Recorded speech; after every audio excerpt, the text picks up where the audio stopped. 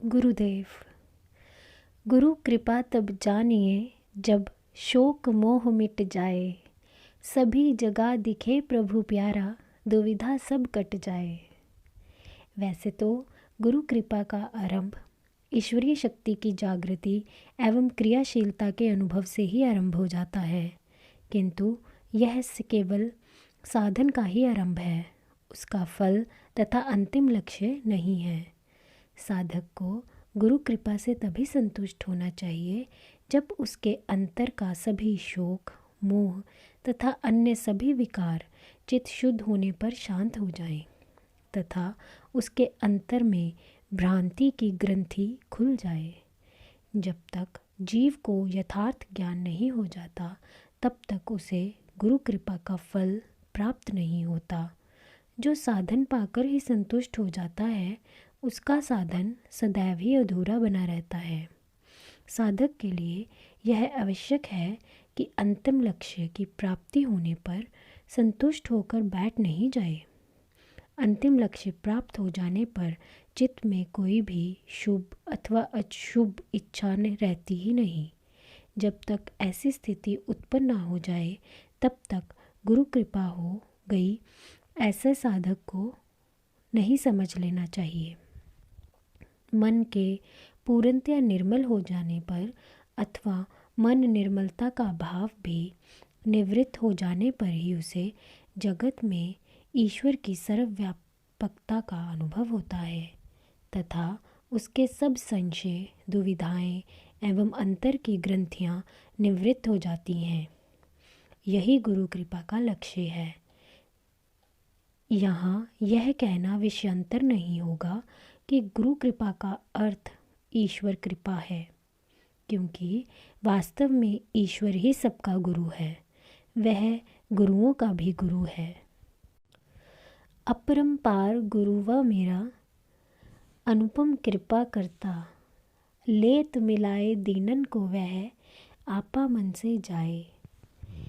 मेरा गुरु आदि अंत रहित सर्वज्ञ, सर्वसमर्थ, सर्वव्यापक एवं सर्वप्रदाता है। वह जिस पर कृपा करता है वह भी अनुपम एवं अनंत फल रूपा होती है। जगत में किसी के भी द्वारा की गई कृपा की सीमा होती है। वह ना तो सदैव स्थिर ही रहती है तथा ना ही सदैव सुख ही दे पाती है। वास्तव में वह कृपा होती ही नहीं। जीव भले उसको कृपा समझता है, किंतु यथार्थ में वो कृपा नहीं होती।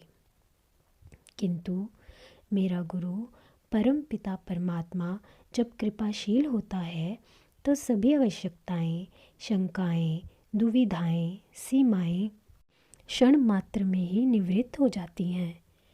अंतर से ही अपार आनंद एवं अनुभूति होती है।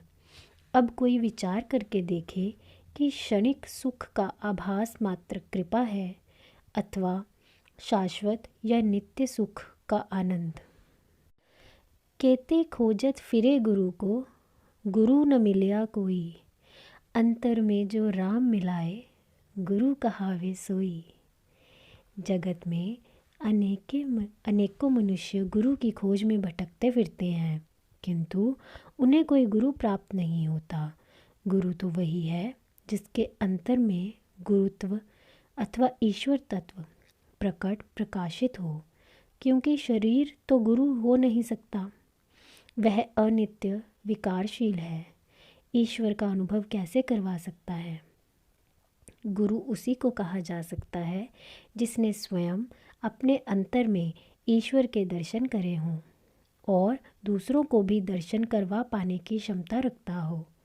वैसे तो इस जगत में गुरुओं की कमी नहीं, किंतु सद्गुरु का मिलना अत्यंत कठिन अवश्य है। गुरु में गुरुत्व का अहंकार नहीं होता। वह सौम्य, नम्र, अनुभवशील तथा बुद्धिमान होता है। गुरु प्राप्त करने में मनुष्य का अपना ही अशुद्ध चित्त एवं अशुभ वासनाएं ही कारण बनती हैं। जब मन में कोई कामना अथवा वासना लेकर उस कामना पूर्ति के लिए गुरु की तलाश की जाए तो मनुष्य का ठगे जाना स्वाभाविक ही है। यदि उसके अंतर में प्रभु की सात्विक तरंगे हिलोरे लेती हों तो उसकी असद्गुरु के चक्कर में आ जाने की संभावना भी नगण्य ही है। सच्चे साधक को न केवल यह कि सद्गुरु खोजने में कठिनाई नहीं होती, अपितु यह भी सत्य है स्वयं गुरु भी ऐसे ही किसी सत शिष्य की तलाश में रहते हैं। गुरु बनन सब तरसते, गुरु गर्व न होई, गुरु सवारे जीव को ताका मल हट जाए। अब यहाँ साधकों को अति गंभीर चेतावनी दी जाती है। थोड़ी सी भी साधना कर लेने के उपरांत साधक में शिष्य से एकदम उछलकर गुरु बनने की वासना पैदा हो जाने की संभावना बनी रहती है। इस वासना को कभी भी शुभ वासना नहीं कहा जा सकता। गुरु तो हर कोई बन जाना चाहता है। गुरु बनने का आकर्षण ही ऐसा है। भेंट, पूजा, सेवा, आदर सत्कार, सुख सुविधाएं एवं जगत में ऊंचा नाम, यह सब साधक के मन मोह लेते हैं। ऐसा गुरु बनना तो आसान है, किंतु सच्चा शिष्य बनना अत्यंत ही कठिन कार्य है।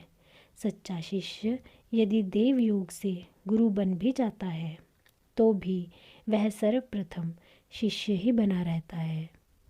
शिष्यत्व का यह भाव तब तक उसके अंतर में बना रहता है जब तक वह पूर्णतया अपने आप को गुरुत्व में विलीन नहीं कर देता, अर्थात जब तक उसका स्वतंत्र एवं अलग व्यक्तित्व पूर्णतया समाप्त नहीं हो जाता। गुरु तत्व एक ऐसा स्तर है जिसमें अहंकार लेश मात्र भी नहीं, तथा जब तक स्वतंत्र व्यक्तित्व पूर्ण रूपेण विलीन नहीं हो जाता तब तक अहंकार किसी न किसी मात्रा में बना ही रहता है। गुरु शिष्य के चित्त की सभी मलिनता का नाश करके उसमें निर्मलता में प्रतिष्ठित करता है। जितना जितना शिष्यत्व का भाव स्वमेव कम होता जाएगा, गुरुत्व का भाव उदय होता चला जाएगा, अथवा जितना गुरुत्व बढ़ता जाएगा उतना शिष्यत्व विलीन होता जाएगा। इसको यूं भी कह सकते हैं कि जितना व्यष्टि भाव तनु हो जाएगा उतना ही समष्टि भाव की वृद्धि होती जाएगी, या जितनी समष्टि भाव की वृद्धि होती जाएगी उतना व्यष्टि भाव कम होता जाएगा। तीर्थ शिवोम गुरुवर भेटे, जामन निर्मल होई, जगत पसारा शीन भया सब, जन्म मरण कट जाए। भक्त अपने मन की प्रसन्नता व्यक्त करते हुए अंतर के उद्गार प्रकट करता है कि मैं कितना सौभाग्यशाली हूँ, मुझे मेरे गुरुदेव प्राप्त हो गए। गुरुदेव अंतर में तो हर समय साथ ही थे, किंतु मनुष्य की वृत्ति बहिर्मुखी होने के कारण वह अंतर गुरु को देख नहीं पा रहा था, तथा बाहर जगत में ही किसी देह रूपी में गुरु की खोज करता फिरता था। ईश्वर कृपा से मुझे ऐसा सुयोग प्राप्त हो गया है, मुझे ऐसा देह अपने समक्ष प्रत्यक्ष प्राप्त हुआ है जिसमें गुरु तत्व सर्वदा एवं सर्वत्र प्रकाशित एवं कार्यशील है। उनकी कृपा प्राप्त होने से मेरे मन की निर्मलता का द्वार खुल गया है। जगत के नानात्व तथा भिन्नत्व का प्रत्यक्ष प्रसार एवं विस्तार दृष्टि के समक्ष अपना महत्व समाप्त करता जाता है। अब तो जगत में कुछ आकर्षण रहा ही नहीं। इस आकर्षण के कारण मन की वासनाएं ही थी। जब अंतर में वासना ही नहीं रही तो फिर जगत के प्रति आकर्षण कैसा। अब जगत में रहते हुए भी मैं जगत में नहीं रहा। मेरे अंतर का जगत बाहरी जगत में विलीन हो गया है, तथा बाहरी जगत मेरे अंतर में विलीन होकर अपना अस्तित्व समाप्त कर चुका है। अब कैसा जन्म और कैसा मरण। जन्म मरण अब खेल मात्र दिखाई देता है। जन्म मरण के चक्र में घूमते हुए भी मैं इस चक्र को अपने से भिन्न अनुभव करता हूँ। जब चक्र बंद हो जाता है तो भी मुझे अंतर नहीं पड़ता, क्योंकि मैं तो पहले से ही विलग हो चुका था। यह सब गुरुदेव की कृपा का ही फल है। वह यदि आकर मुझ गर्त में गिरे हुए का हाथ नहीं थाम लेते तथा मुझे खींचकर बाहर नहीं निकाल लेते, तो मैं इस समय किसी अत्यंत गहरे माया रूपी गर्त के गहन तम अंधकार में डूबा हुआ दुख सुख सहन कर रहा होता। साधक की आंतरिक आध्यात्मिक यात्रा गुरु कृपा से ही आरंभ होती है तथा श्री गुरु चरणों में जब शिष्य अपने आप को पूर्णतया विलीन कर देता है, तो यह उसकी यात्रा का अंतिम गंतव्य अथवा प्राप्त्यर्थ होता है।